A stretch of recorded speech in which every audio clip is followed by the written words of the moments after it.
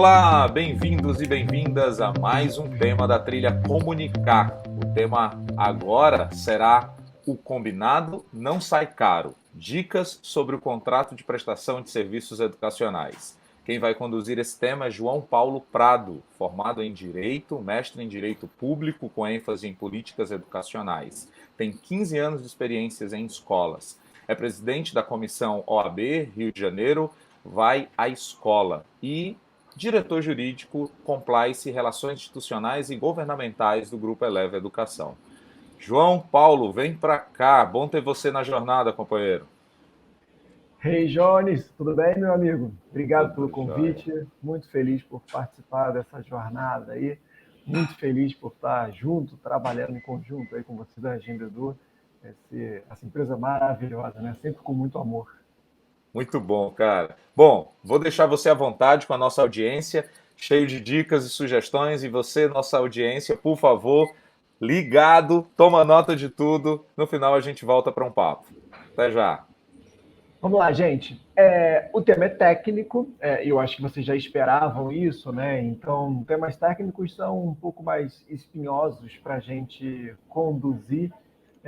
Vou tentar aqui ser o mais direto possível, trazer aqueles pontos que são os mais polêmicos, os principais pontos de atenção, evitando muito aquele juridiquês, né? Que eu sei que quando vocês pedem sugestões para advogados, vem aqueles termos, muitas vezes em latim, que vocês não entendem.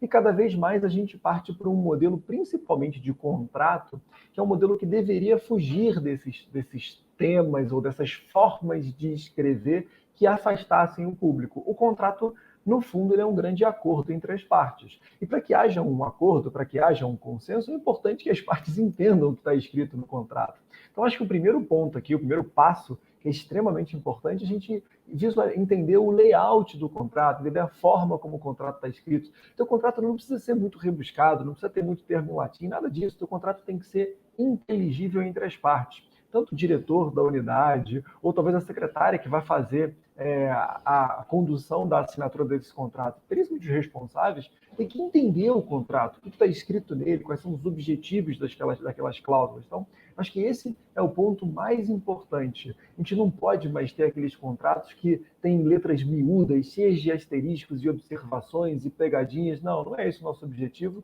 até porque todos nós trabalhamos com educação e a gente quer que as pessoas entendam o que elas estão lendo, né?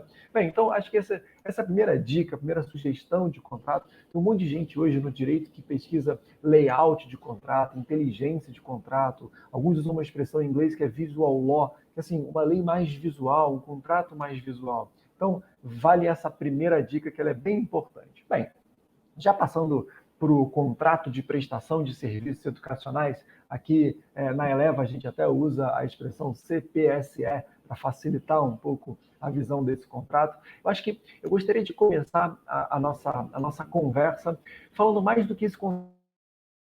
Eu vejo uma falha em muitas escolas, para mim é uma falha porque traz complexidade ao contrato, traz muita robustez ao contrato, que é colocar no contrato uma série de coisas que não precisariam estar no contrato. Então, é importante que você entenda que a escola ela tem sempre três grandes normas, ela tem três grandes legislações. Uma delas é o contrato de prestação de serviço, e ali tem que ter algumas questões fundamentais, mas outras duas muito importantes são, primeiro, o projeto pedagógico, o PPP da escola, ou a proposta pedagógica da escola, e aí vocês que são pedagogos entendem disso melhor do que eu até, e o outro, o regimento escolar. Então, é bem importante que vocês definam bem o que é o PPP e o regimento escolar e as coisas que vão estar ali dentro. Questões como, por exemplo, a forma como vão ser atribuídas as notas, como que é a reprovação, o corpo técnico da escola, qual é o projeto pedagógico, de fato, se usa uma linha mais construtivista, mais conteudista, o ambiente da escola, tudo isso pode estar no PPP. Ou, em outros aspectos, pode estar no regimento escolar. Eu até posso fazer uma diferenciação básica para vocês aqui. Não precisa estar no contrato de prestação de serviços. Então, essas questões mais técnicas do ponto de vista pedagógico não precisam entrar no contrato de prestação de serviço. O contrato de prestação de serviço, ele tem que apontar o PPP e tem que apontar o regimento escolar. Talvez um manual do aluno, manual do responsável, que algumas escolas preferem também criar. Aponta, cobra do responsável a ciência daqueles documentos, e isso é importante, mas faz menção. Por que isso é importante? Porque, em geral, a visão sobre um contrato é uma visão um pouco mais litigiosa. As pessoas leem com um pouco mais de trabalho, um pouco mais de minúcia. Então, reduzir o escopo do contrato e transferir matérias que não são necessariamente do contrato para os aspectos mais específicos acaba sendo mais interessante. Bem, só para você entender essas 3 grandes normas da escola, então, eu costumo falar que o projeto pedagógico é uma espécie de constituição da escola. Constituição no sentido da nossa Constituição Federal mesmo. É ele que vai estabelecer os princípios maiores daquela escola. Aquilo que a escola quer alcançar, a forma como a escola vai transferir os seus aspectos pedagógicos para esses alunos. É o PPP que vai definir quais são as estratégias de desenvolvimento de aprendizagem do aluno. É ela que vai mostrar quais são os contextos da escola, vai falar da estrutura básica da escola, qual é a missão da instituição. Já o regimento escolar é uma espécie de lei da escola, é mais específica do que o PPP. Vai definir a organização administrativa, se tem diretor, coordenador, supervisor, quem é que atua. Vai, por exemplo, falar de como é que funciona a parte disciplinar, o que acontece com atraso. Então, o regimento escolar ele é bem mais específico do que o próprio PPP. Se um aluno, por exemplo, chegar atrasado uma vez, que acontece, chegar atrasado 3 vezes, que acontece, como é que funciona as questões de disciplina, de advertência, de suspensão, tudo isso vem no regimento escolar. Você não precisa colocar essas questões de punição no contrato de prestação de serviços. Isso pode ser apenas apontado para o regimento. E se você quiser criar também outras normas, não tem problema, como o manual do aluno, como o manual do responsável, tudo isso você pode criar. E você pode vincular os responsáveis, que são contratantes do serviço, apontando e obrigando que ele tome ciência daquele documento. É importante que esses documentos fiquem disponíveis também ao público. O contrato de prestação de serviço ele é disponibilizado no ato da assinatura. Os outros documentos podem ficar disponibilizados no site, podem ficar registrados, por exemplo, no cartório de títulos e documentos. Então é importante que esses documentos fiquem de fácil acesso, tá bom? Bem, já que a gente entendeu, então, esse arcabouço jurídico da escola, esse conjunto de normas, a gente precisa começar a entender que tipo de norma que deve, então, de fato, entrar no contrato de prestação de serviço. E aqui, a minha dica para vocês é a seguinte: o contrato de prestação de serviços, ele é um contrato civil. Ele é um contrato regido pelo Código Civil, regido pelo Código de Defesa do Consumidor, e ele deve estabelecer a relação de consumo entre aquele responsável e a escola. Relação de consumo direta, aspectos financeiros, por exemplo, que são os mais relevantes, aspectos como a rescisão, como é que funciona, a forma de pagamento. Então, essas são as cláusulas que devem, de fato, constar nos contratos de prestação de serviço. E eu vou aqui gastar alguns minutinhos com vocês passando as principais cláusulas, o que deve ter no contrato de prestação de serviço, o que pode ter também. É óbvio que você é livre para colocar ali o que você quiser, desde que você permita que os responsáveis contestem esse contrato e, de fato, seja um acordo entre as partes. Mas vamos lá. Primeiro ponto importante para a gente, que são as informações básicas desse contrato, são os dados dos contratantes. Isso tem que ter. Aí aqui vai uma sugestão para vocês, até para facilitar um pouco de procedimento. É muito comum que a gente estabeleça um contrato de prestação de serviço em 2 partes, a gente divida esse contrato. Tem uma parte, que é aquela parte que a gente praticamente não muda, que traz as cláusulas, que são cláusulas quase que padrão desse contrato. E tem uma segunda parte que vem com as variáveis, que é o nome, que é o contratante, os dados que vão ser preenchidos, inclusive valor, que é uma variável.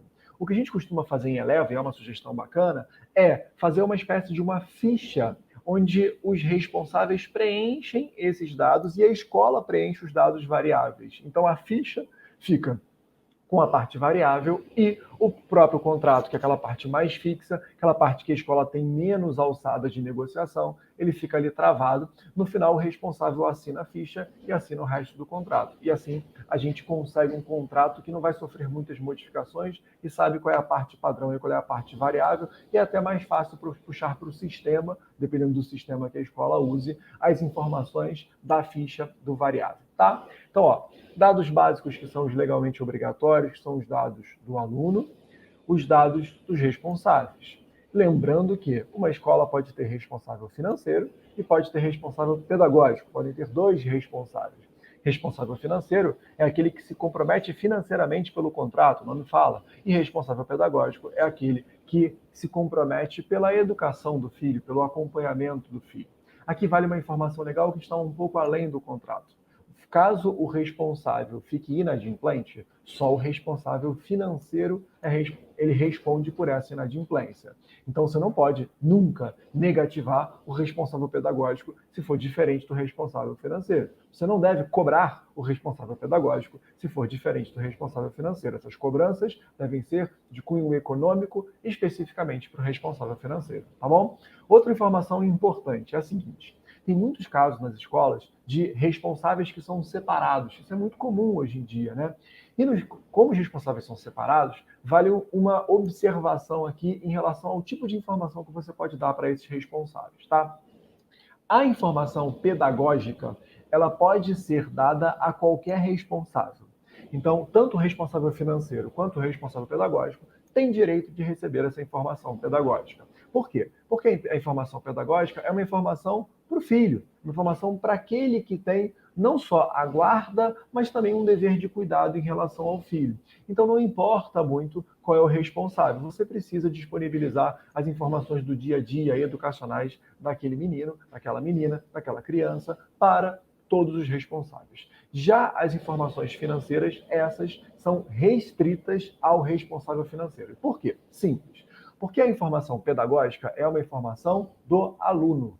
A informação financeira é a informação do responsável. Lembra? Se alguém ficar devendo à escola, você não cobra o aluno, você cobra o responsável. Então você não pode divulgar uma informação financeira para o responsável pedagógico sem a autorização do responsável financeiro e principalmente se eles forem separados. Ah, João, mas aqui acontece sempre barraco. Sempre alguém aparece aqui na escola me cobrando esse tipo de coisa. É muito comum. O responsável pedagógico fala que está com uma ação, está disputando guarda, tem problema de pensão. Você vai dar essa informação desde que haja um pedido judicial. Esse pedido judicial vai vir até a escola, depois é só a escola fazer uma cartinha de punho ou redigir alguma cartinha e enviar isso em juízo. Mas você não vai encaminhar para o responsável pedagógico sem um pedido judicial. Essa informação é uma informação restrita.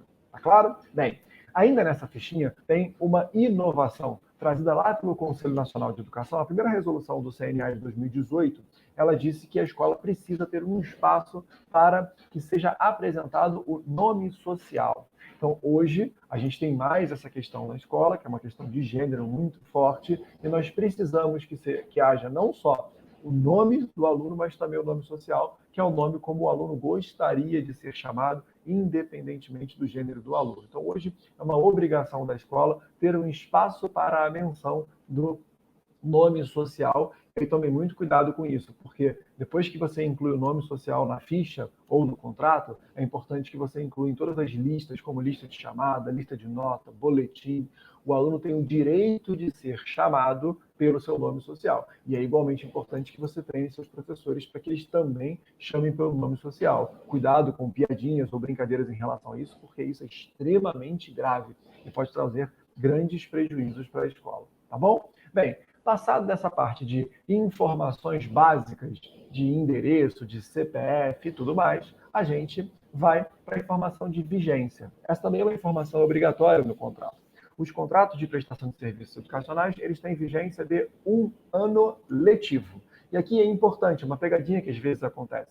Não adianta você colocar vigência de 1 ano, toma cuidado, porque por vezes pode acontecer questões como pandemia, que podem extrapolar o ano, obrigando você a oferecer uma aula durante janeiro. Óbvio que a gente não quer isso, porque a gente sabe que atrapalha muito a nossa organização, mas em vez de colocar 1 ano, lá de janeiro até dezembro, coloca falta o ano letivo. É mais interessante a gente ter ano letivo. Então, a escola ela está obrigada e os responsáveis estão obrigados com a escola durante aquele período letivo.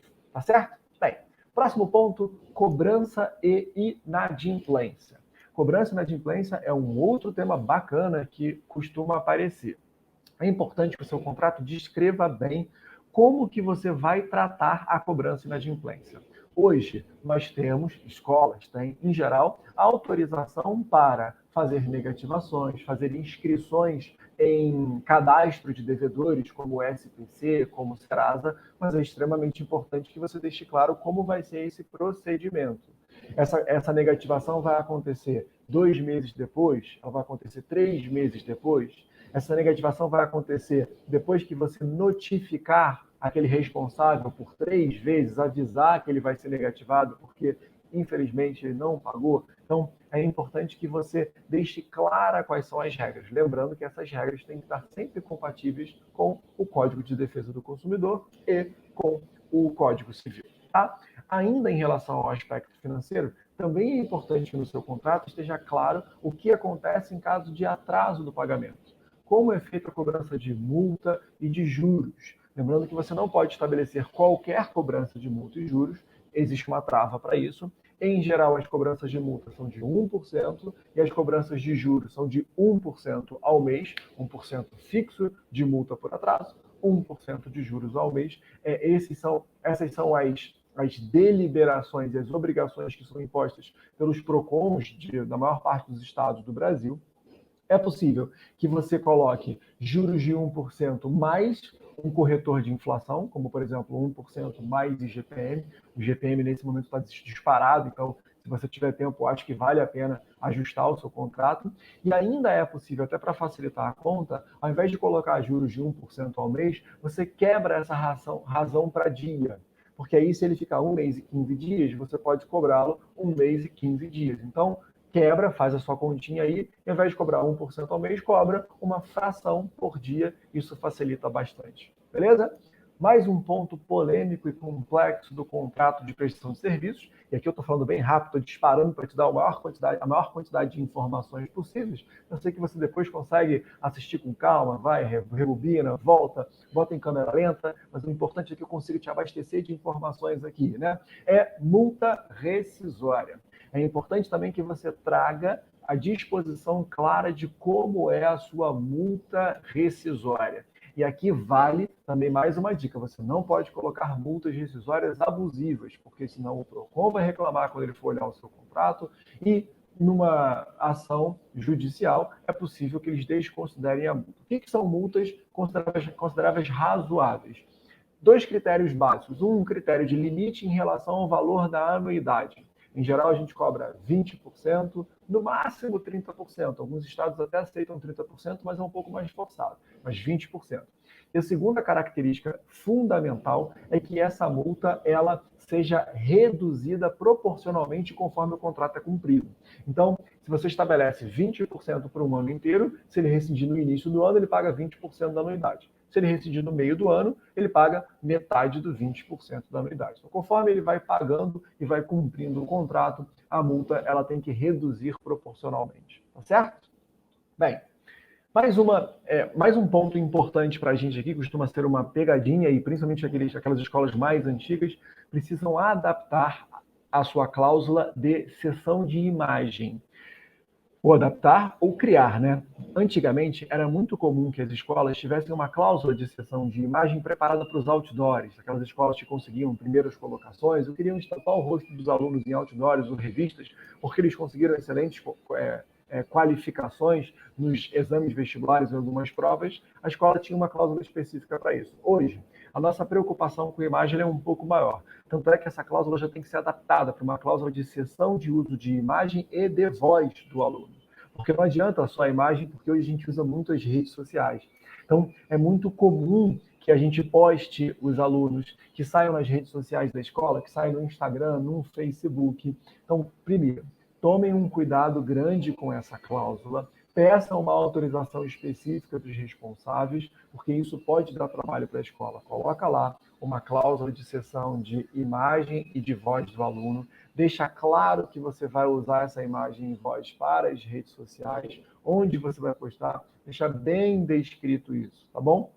Inclusive, aqui a gente abre para mais uma cláusula, que é uma cláusula que recentemente sofreu uma alteração, que os contratos sofreram alteração por causa dela, que é a cláusula de LGPD, Lei Geral de Proteção de Dados. A imagem e o som e a voz dos alunos são dados. E você precisa dizer que você vai coletar isso e para que você vai usar isso. Então, daqui para frente, todos os dados que você coleta de alunos irresponsáveis, nós precisamos deixar claro no contrato qual é a destinação desses dados. Os dados vão ser utilizados só pela escola? Os dados vão ser utilizados para que você faça algum tipo de venda cruzada, algum tipo de apresentação de um outro produto? Os dados vão ser utilizados para critérios pedagógicos? Você também vai utilizar dados para tentar vender os serviços da escola extracurriculares? Você vai encaminhar e-mails para os responsáveis? Então é importante que você tenha a previsão do que fazer com esses dados. Essa cláusula de LGPD ela é uma cláusula recente e muito relevante na nossa escola, tá certo? E por fim, eu acho que vale incluir mais uma cláusula aí nos contratos de prestação de serviço. Algumas escolas já estão incluindo, e a gente sentiu uma necessidade grande de fazer isso em função agora da pandemia, que é uma cláusula de caso fortuito e força maior. Eu acho que essa cláusula deveria dizer que, em caso fortuito ou força maior, o serviço que a escola está oferecendo pode ser ofertado de outras formas, sem que isso afete necessariamente o preço. Para a gente fugir um pouco daquelas discussões de descontos de mensalidade que as escolas tanto sofreram nessa última pandemia. Coloca lá que, diante de um caso fortuito ou força maior, existe a possibilidade de oferecer uma aula híbrida ou a possibilidade de oferecer uma aula exclusivamente online por tempo, ou até fora do ambiente escolar, fora do estabelecimento escolar, caso seja necessário, caso você queira dar uma aula numa área pública, numa área aberta. Então, eu acho que essa é uma estratégia bem interessante que a escola pode usar. Não vai garantir, infelizmente, que a gente não vai dar desconto no futuro, porque a gente sabe que tem questões maiores e políticas que envolvem isso, mas pelo menos já dá um respaldo maior com os responsáveis. Bem, falei pra caramba, 20 minutos de conteúdo de contrato de prestação de serviços. Aqui vão duas observações interessantes. Primeiro, aqui na OAB do Rio de Janeiro, nós fizemos uma cartilha para os gestores escolares, uma cartilha jurídica sem juridiquês. Eu vou deixar, e ela trata não só de aspectos de contrato de prestação de serviço, como de muitos outros aspectos, como tratar a questão de deficiência na escola e vários outros detalhes. Eu vou deixar o linkzinho aqui com o Jones para ele distribuir para vocês, tá bom? E querendo, manda mensagem para o Jones também, a gente deixa um modelinho básico de contrato de prestação de serviço que a gente usa para os nossos mais de 80 mil alunos. O que vocês acham? Vocês podem usar isso como modelo, não tem problema nenhum, isso não é nenhum tipo de informação privilegiada, a gente não vai divulgar dados de ninguém, mas é só um template básico para que possa guiar vocês, tá certo? Bem, estamos sempre à disposição, seja na Agenda Edu, seja na Eleva, para ajudar vocês. Espero que essa micropalestra rápida aqui tenha conseguido colaborar e tirado algumas dúvidas de vocês, tá legal? E aí, Jones, tá por aí? Maravilha, muito bom. Olha só, Rápido, gente. né, meu amigo? Tu viu? Disparei de falar que é quase uma máquina. Mas, cara, que legal, porque eu estava aqui, inclusive, te ouvindo e remetendo ao meu tempo de escola lá e vendo que, puxa, esses são dados estruturantes, né, e determinantes para um contrato bem elaborado.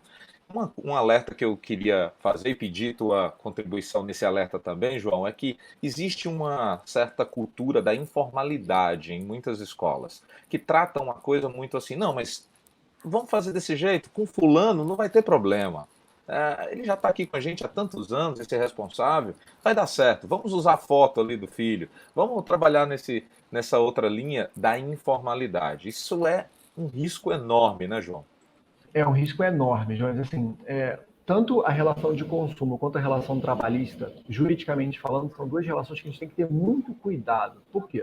Porque são relações que o ônus da prova, a obrigação de provar é da instituição.